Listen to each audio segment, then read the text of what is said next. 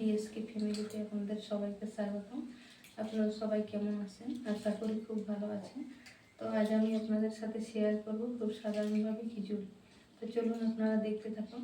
এই যে আমি হাঁড়িতে জল চাপিয়ে নিয়েছি, তারপরে চাল আর ডাল ভিজিয়ে রেখেছিলাম কিছুক্ষণ। এবার এগুলোকে পরিষ্কার করে ধুয়ে নেব।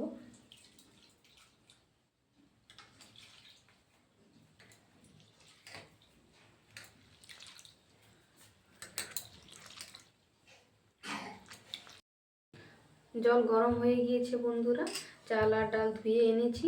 এবার এগুলোকে দিয়ে দেব, নাড়া দিয়ে দেব, তারপরে এটাকে ঢাকা দেব। এটা ফুটতে থাক, ততক্ষণে আমি সবজিগুলোকে এই যে আমি এখানে ফুলকপি, আলু আর কুমড়ো আর এখানে সিম নিয়েছি। চলুন এগুলোকে কেটে নেওয়া যাক। সবজিগুলোকে কেটে নিয়েছি, এবার এগুলোকে ধুয়ে নেব। তারপরে এদিকে আমার কিছুক্ষণ ফুটে গেছে চাল আর ডাল, তো এখানে আমি সবজিগুলোকে দিয়ে দেব। স্বাদ মতো নুন দিয়ে দেবো, ঢাকা দিয়ে রেখে দেবো কিছুক্ষণ ফুটুক। এখানে দিয়ে দেব জিরে গুঁড়ো, ধনিয়া গুঁড়ো আর একটু গোলমরিচের গুঁড়ো। তারপর দিয়ে দেব হলুদ গুঁড়ো। এবার এগুলোকে ভালো করে মিশিয়ে নেব, বানিয়ে নেব। তাই এবারে গোল গোল করে বেগুনগুলোকে কেটে নেব, একটু পাতলা পাতলা করে কেটে নেব।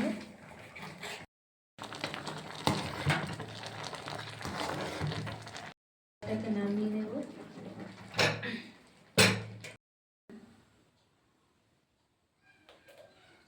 এবার ফোড়ন দিয়ে দেব। ফোড়নের জন্য কড়াটা গরম হতে কড়াইয়ে সরষের তেল দিয়ে দিয়েছি। তেলটা গরম হতে থাক। এখানে ফোড়নে দিয়েছি তেজপাতা, পাঁচফোড়ন, শুকনো লঙ্কা আর কাঁচা লঙ্কা। হয়ে গেছে, এবার ফোড়ন দিয়ে দেব।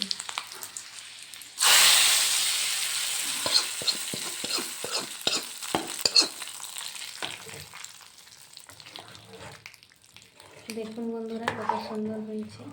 এভাবে আপনারাও নিরামিষ খিচুড়ি বানাবেন। একেবারে কম উপকরণেই খিচুড়িটা রেডি হয়ে গেছে, বেশি কিছু উপকরণের দরকার নেই। আপনারা এভাবে বাড়িতে বানাবেন, দেখবেন খুব সুন্দর খেতে হবে। ভাজার জন্য সাদা তেল দিয়ে দিলাম। তেলটা গরম হতে থাক, ততক্ষণে আমি এখানে বেসনের ব্যাটারটা বানিয়ে নেব। তারপর পরিমাণ মতো নুন দিয়ে দেব।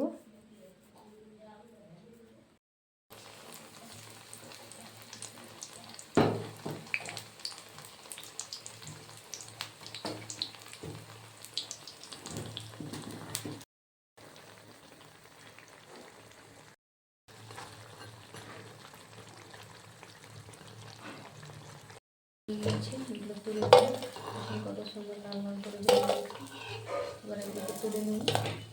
আরও